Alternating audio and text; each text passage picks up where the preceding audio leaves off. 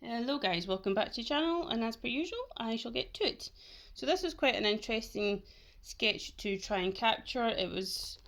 The face was quite turned away. It was an older guy as well that was doing, so some of the features were slightly sunken, like the collarbone, cheekbone, the sockets. There was no eyebrows, so it's quite a tricky one to capture. I would not have been able to do it a month ago, let alone 6 months ago, so I'm really happy that I tried it. I am trying to push myself out of my comfort zone to try and approach and try and see if I can actually do it, whether my skills have got to that level yet, and really happy with the results.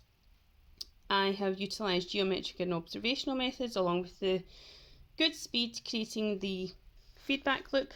The feedback loop is really important. This is what gives you the information to progress effectively and efficiently and essentially get the results quicker. So yeah, let me know what you think and I shall see you later. Bye!